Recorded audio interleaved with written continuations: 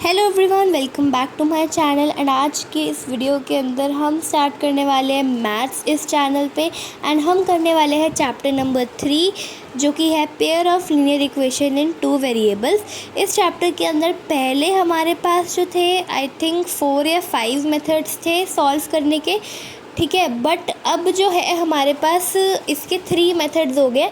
Basically इस chapter के अंदर हमारे पास 2 इक्वेशंस दी होगी एंड हमें क्या करना है, उन दोनों इक्वेशंस में 2 वेरिएबल्स दिए होंगे एंड हमें उन दोनों वेरिएबल्स की वैल्यू जो है फाइंड आउट करनी होगी। तो बस इतना सा करना है इस चैप्टर में।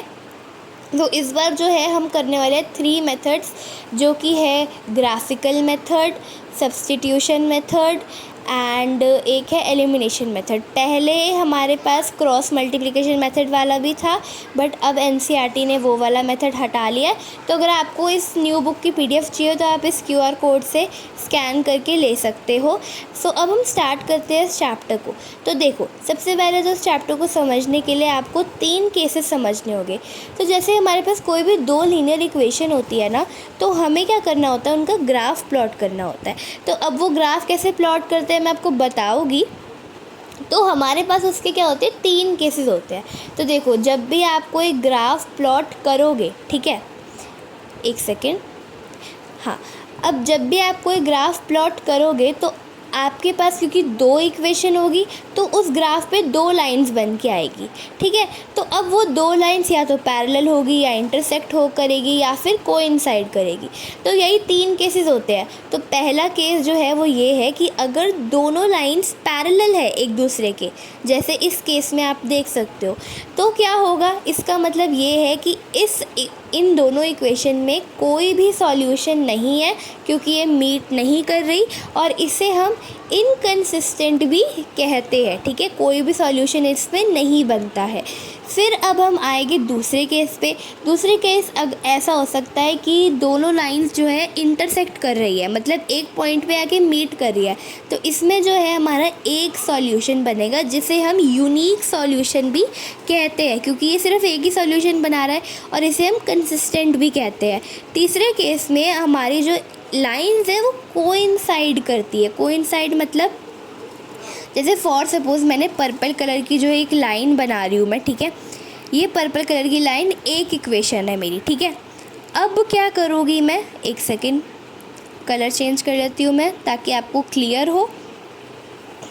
अब जो मेरी पर्पल लाइन थी उसके ऊपर एक और मेरी ये जो पिंक लाइन आप देख रहे हो ना, ये जो पिंक लाइन है बेसिकली मेरी दूसरी इक्वेशन है। तो कभी कभार होता है कि दोनों इक्वेशन जो है एक दूसरे के ऊपर ओवरलैप कर रही है ग्राफ में।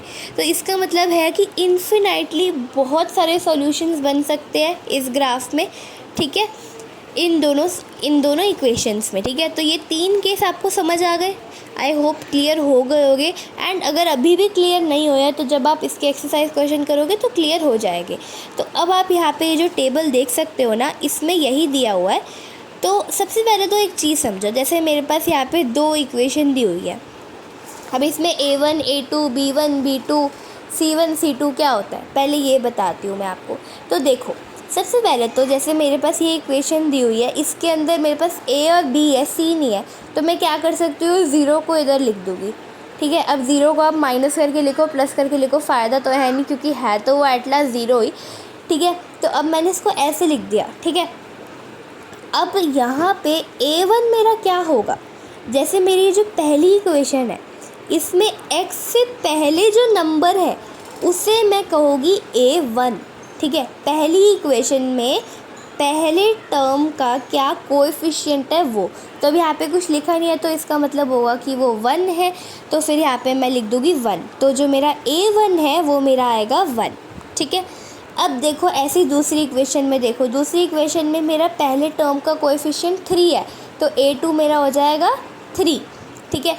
ऐसे ही अगर मेरे को B1 B2 निकालना है तो B1 जो है वो मेरा हो जाएगा फर्स्ट इक्वेशन के दूसरे टर्म का कोएफिशिएंट जो कि है 2, ठीक है।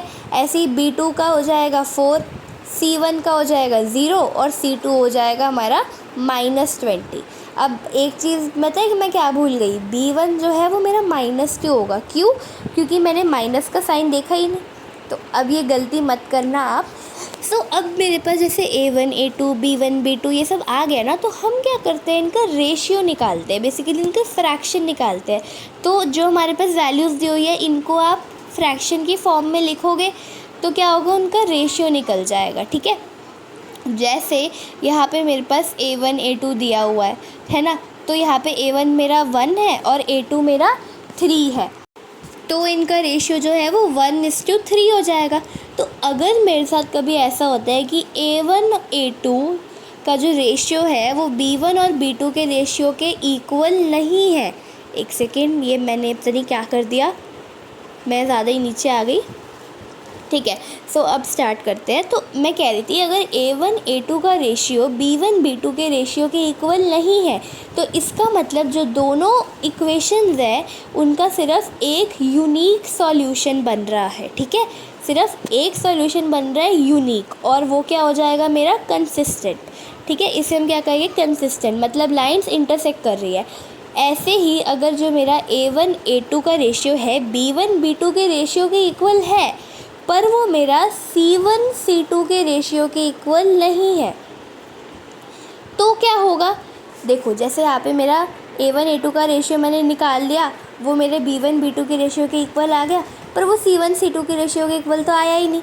तो इसका मतलब ये है कि जो लाइंस है वो मेरी कोई सॉल्यूशन नहीं बना रही, नो सॉल्यूशन, लाइंस मेरी पैरेलल है एंड वो इनकंसिस्टेंट है। अब यही अगर तीनों रेशियो इक्वल है, अगर तीनों रेशियो इक्वल है कि मेरा A1 A2 का रेशियो B1 B2 का रेशियो C1 C2 का रेशियो तीनों इक्वल है, तो मतलब इन्फिनाइटली मैनी सॉल्यूशंस है और उसे हम कहेंगे कंसिस्टेंट, मतलब लाइंस जो है वो कोइंसाइड कर रही है।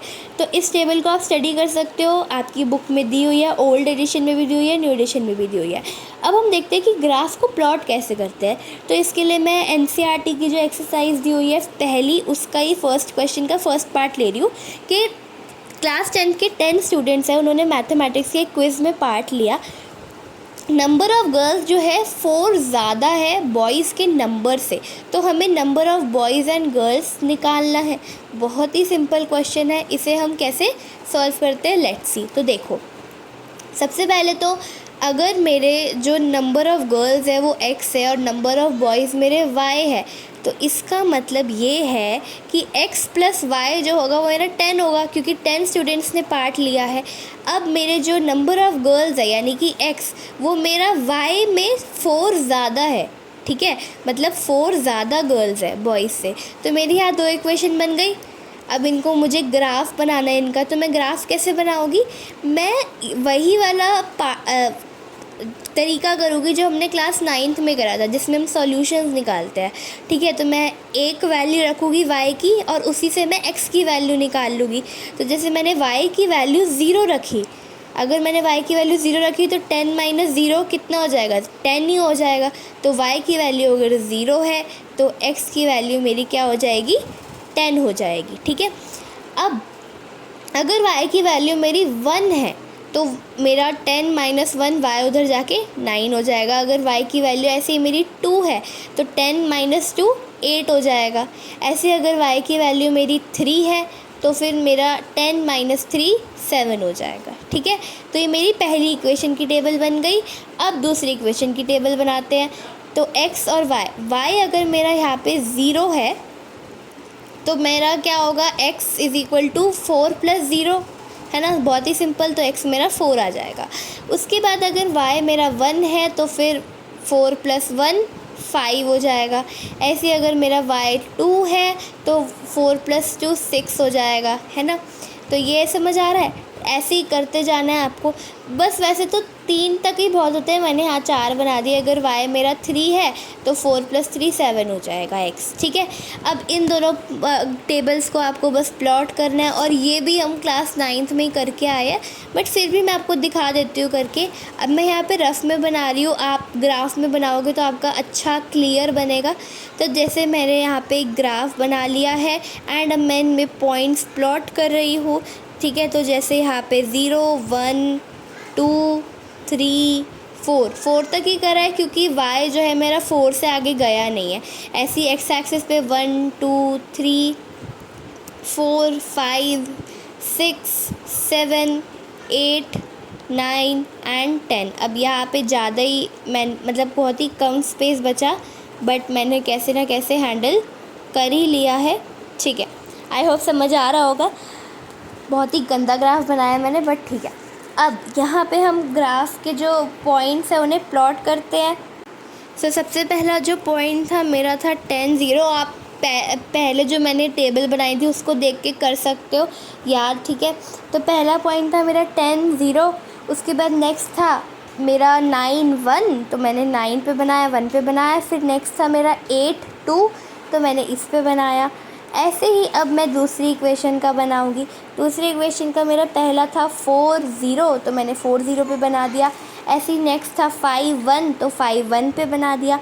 ऐसे ही था नेक्स्ट था 6 2, तो मैंने 6 2 पे बना दिया। ठीक है, अब इन सारे पॉइंट्स को मुझे जॉइन करना है, पर अब मेरे को अलग अलग दिखाना है क्योंकि एक इक्वेशन अलग है, दूसरी इक्वेशन अलग है। तो एक इक्वेशन का लाइन को मैंने डॉटेड दिखा दिया, एक को मैंने सीधा दिखा दिया। तो अब क्योंकि जॉइन नहीं हो रही है तो मैंने क्या करा, इनको थोड़ा एक्सटेंड कर दिया। तो अब ये एक पॉइंट पे आके जॉइन हो रही है। एंड उस पॉइंट के जो कोऑर्डिनेट्स है, जैसे कि उस पॉइंट के कोऑर्डिनेट्स जो है वो 7 और 3 है। अब यहाँ पे मैं देखो, मैंने ग्राफ जो है थोड़ा गलत बना रखा है, तो मैंने इसको थोड़ा सा रिमूव किया है। ठीक है, तो मैं यहाँ लिख देती हूँ 3, इधर आएगा, इधर 2 आएगा, इधर 4 आएगा और यहाँ पे 5 आ जाएगा। ठीक है, हाँ, तो अब ये क्लियर हो गया। तो अब देखो, जो इस पॉइंट के कोऑर्डिनेट्स है जहाँ पे इंटरसेक्ट करा है वो है 7 3। तो इसका मतलब जो मेरे x है वो मेरा 7 है और y जो है मेरा 3 है। तो मैंने x और y की वैल्यू, यानी कि बॉयज़ और गर्ल्स की जो वो है, मैंने फाइंड आउट कर ली। ठीक है, जो मेरे को वैल्यू फाइंड आउट करने के लिए बोला गया था। अब ऑल्सो ये जो आपने लाइंस बनाई है ना, तो कौन सी इक्वेशन की लाइन है वो इक्वेशन आप साइड में ही मेंशन कर देना। ठीक है, जैसे यहाँ पे मेरी ये वाली लाइन जो है डॉटेड वाली वो किसी और इक्वेशन की है, और जो सीधी बन रखी है वो किसी और की है। तो जो सीधी है वो x + y = 4 की है, और जो डॉटेड है वो मेरी है आई थिंक कौन सी थी, हाँ, x + y = 10। ठीक है, सो ये मेरा जो ग्राफ है वो बन गया। So this is how you plot a graph. I hope आपको बहुत अच्छे से क्लियर हो गया होगा। नेक्स्ट वीडियो के अंदर हम सब्स्टिट्यूशन मेथड करेंगे। ऑल्सो अगर आप ये एक्सरसाइज सॉल्व कर ले तो आपको बहुत अच्छे से और भी क्लियर हो जाएगा। इफ़ यू वांट, मैं भी इस एक्सरसाइज की वीडियो डाल दूँगी इस सॉल्यूशन की। तो अगर आपको वीडियो चाहिए तो do tell me in the comments. Thanks for watching, subscribe my channel, bye bye.